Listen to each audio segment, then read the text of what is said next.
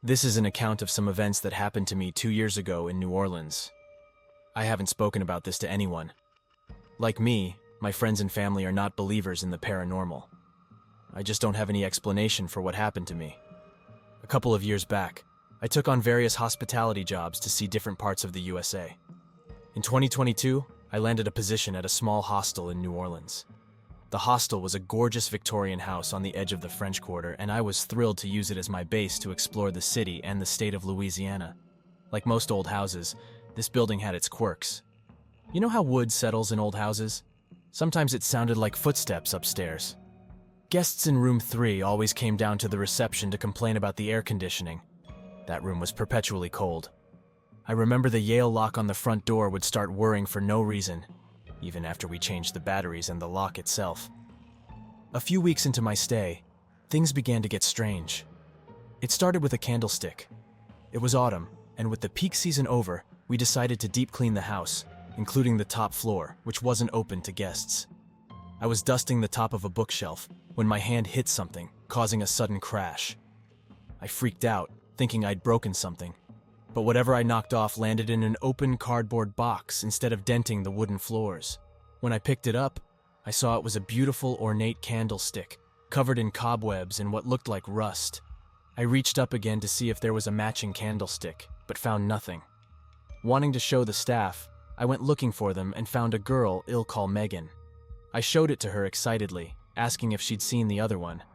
But she just raised her eyebrows and said it was creepy and to chuck it out. I argued that it just needed cleaning up and ended up taking it to the bathroom, where I washed off the cobwebs and rusty stuff, which came off easily. I never found the other candlestick, but I did find a candle for it and put it on display on the dining room table. Around this time, I started sleeping poorly.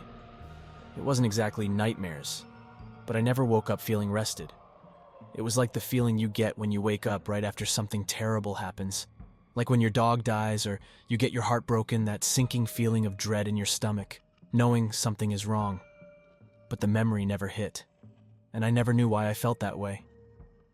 It was just something I went through every morning. I don't remember now if it was the next morning or a few days later, but I went to set out breakfast, and the candlestick wasn't on the table anymore.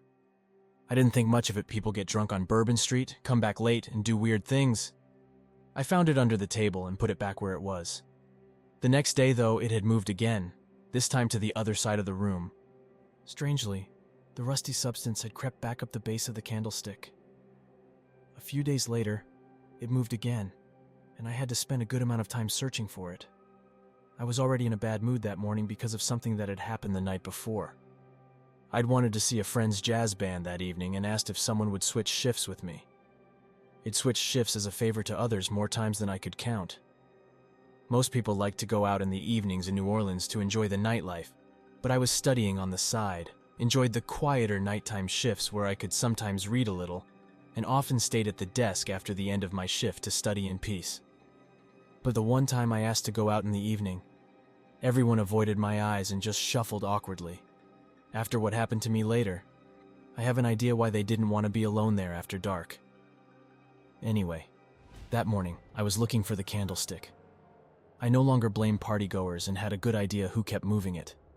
A few nights ago, I'd come up from the evening shift to the kitchen. It was dark, all the lights off, and I walked into the dining room.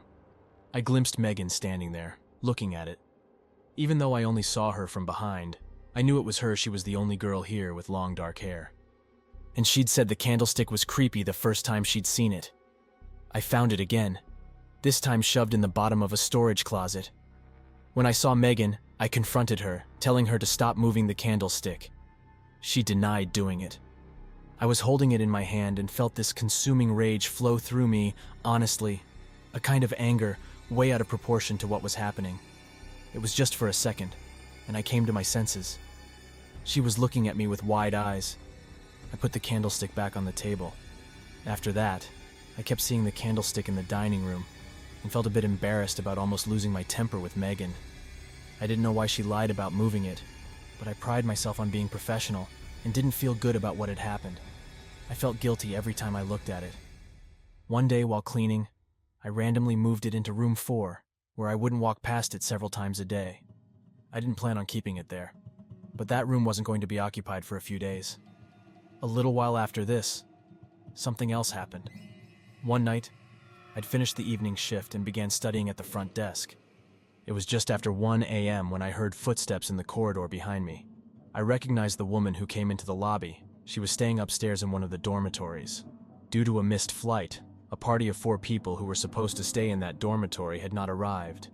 They had called earlier, saying they decided to stay in Fort Lauderdale another week and wanted to reschedule their stay.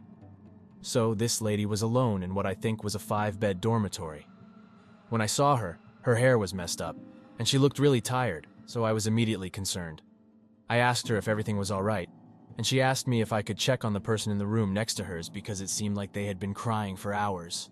She hadn't been able to sleep because of the noise and was pretty worried that the person in there was not doing okay. So I followed her upstairs to knock on the door where she'd heard the crying, taking the keys with me in case I needed to let myself in.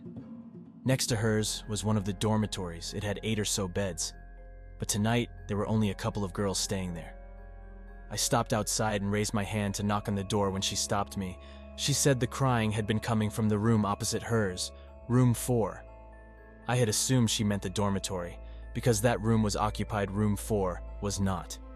I told her this, but she seemed certain the crying had been coming from that room. Right then, there was nothing but silence and the creaking of an old house. I tried to reassure her that the noise she heard was probably one of the hostel's cats or another animal. I'd heard that there's a kind of swamp rat in Louisiana that can sound like a baby crying, and I've heard foxes in the woods before that sound like a woman being murdered. I'm no stranger to the unsettling sounds wild animals can make.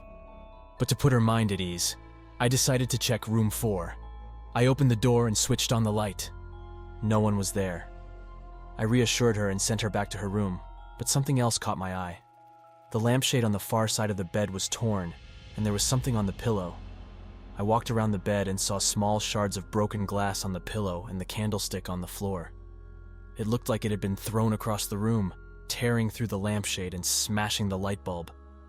I should probably mention that Megan had gone back to her home country before I placed the candlestick in this room. At that moment, I had a bad feeling that it was never her moving it.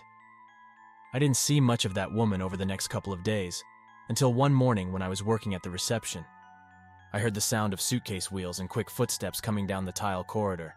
It was her, the woman who had heard the crying, saying she wanted to check out. She still had 3 nights left on her reservation, so I asked lightly if there had been a change of plan. She just shook her head, and when I looked at her face, she appeared pale with dark circles under her eyes, like she hadn't slept.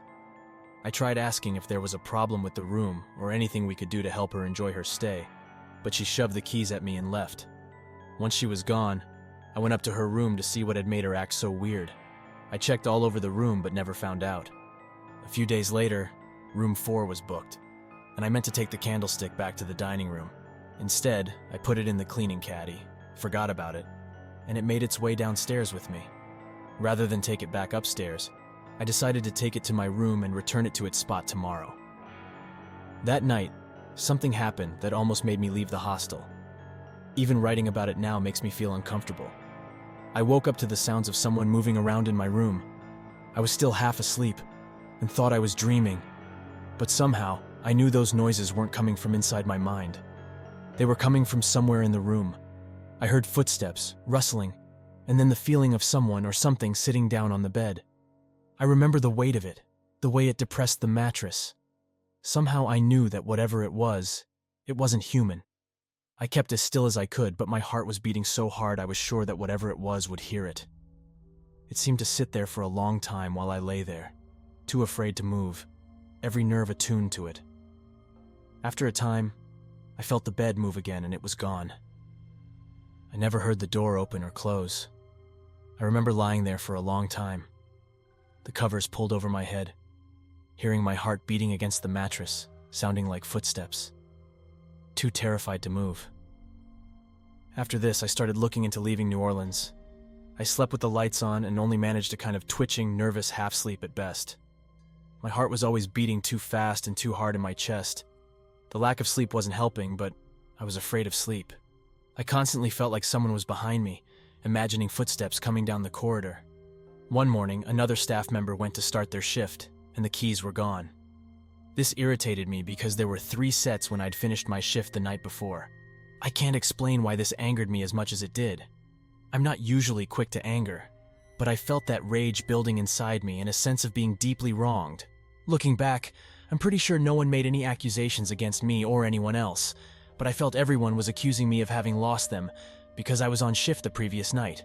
I started demanding to view the cameras to see who had taken the keys. I think everyone just wanted to calm me down, so the manager went and got the laptop and brought up the video feed. We found last night's footage. There was me, getting everything done. 3 sets of keys hanging up, me turning off the light and leaving. We started skipping through the footage until we saw the door open again at 1:33 a.m. That's when I saw the worst thing I'd ever seen. Myself. I saw myself enter the lobby, take the key off the wall, and head down the corridor. There's a sick horror I can't describe in seeing yourself doing something you have no memory of doing. Realizing your own body isn't something you're in control of. I think I apologized. I really hope I did.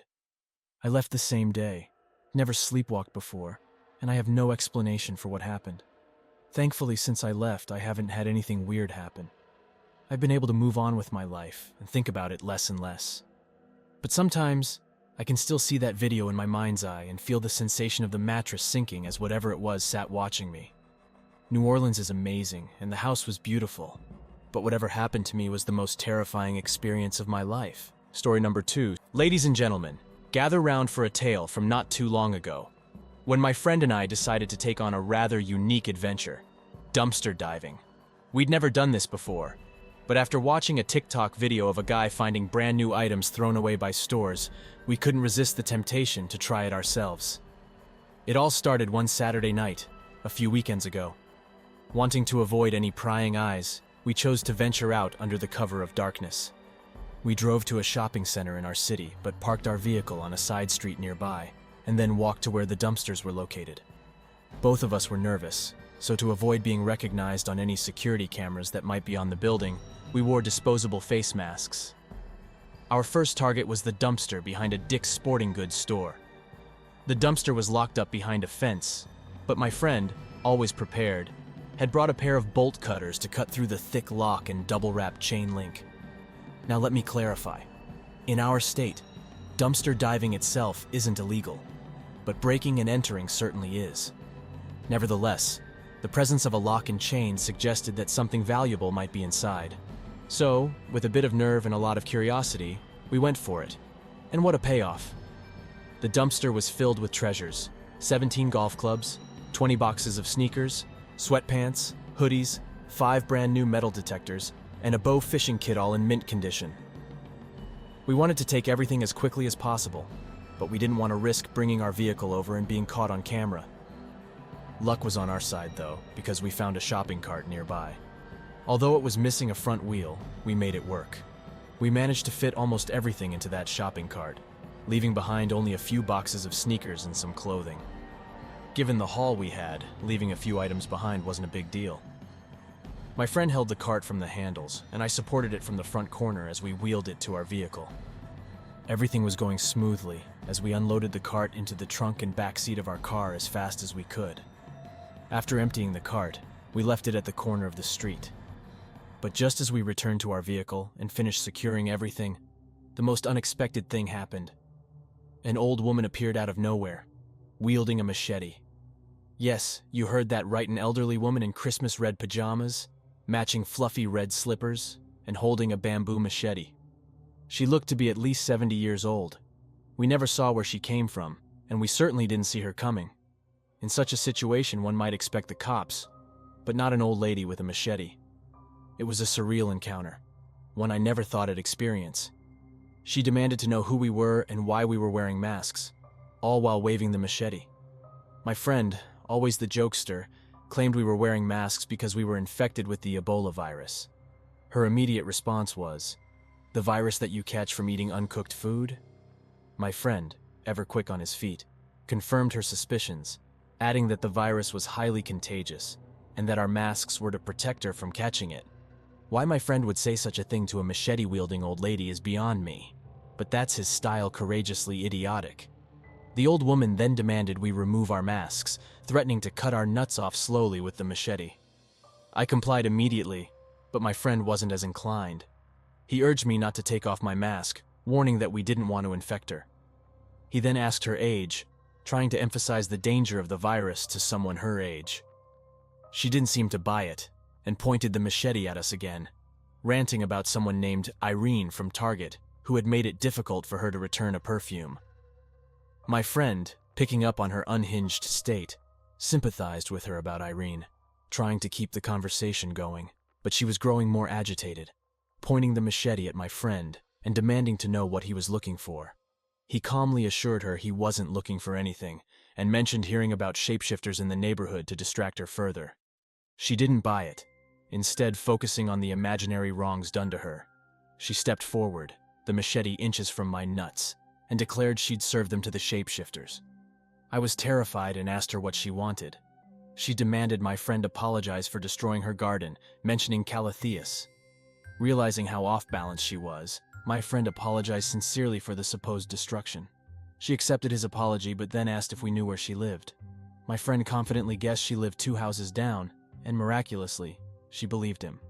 She thanked us, apologized for threatening us, and walked away, machete in hand.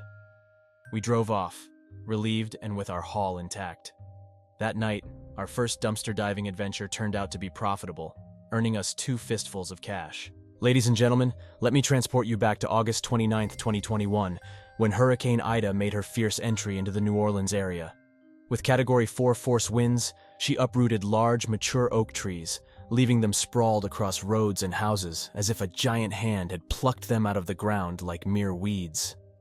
It was an incredible sight to behold. This wasn't my first hurricane, not by a long shot. The earliest one I remember hunkering down for was Hurricane Andrew in 1992. I had just turned 10 and was living in Baton Rouge, Louisiana with my family. Andrew, a nightmare Category 5 hurricane, left sounds I've never been able to forget. However, he wasn't the scariest. Over the years, I found myself in New Orleans during Hurricane Katrina's devastation. In 2008, I evacuated to Baton Rouge for Hurricane Gustav, only to nearly be impaled by a tree branch that flew through my parents' dining room window at over 100 miles per hour. 4 years later, Hurricane Ivan ruined my long-awaited plans to sit at the chef's table at Commander's Palace, a world-renowned restaurant in New Orleans. Fast forward to 2020, and Hurricane Zeta arrived just days before the official end of hurricane season, delaying Halloween and setting an electric pole on fire in front of my house. But exactly 16 years after Hurricane Katrina, Ida had something else in store for me. The storm raged through the evening hours, growing stronger as night fell. She brought her A-game that night, toppling a massive transmission tower and its power lines into the mighty Mississippi River. Power outages lasted for days, weeks, and even months for some. Despite my desperate pleas to the universe, God, Jesus, anyone, the electricity in our area was out for 10 grueling days. The heat during the next week and a half was brutal. Record-setting temperatures combined with 100% humidity made it literally impossible to cool off. It was the kind of heat that is downright dangerous. We were fortunate enough to have a small but very loud generator to power our fridge, 2 large fans, and a TV to keep up with the news.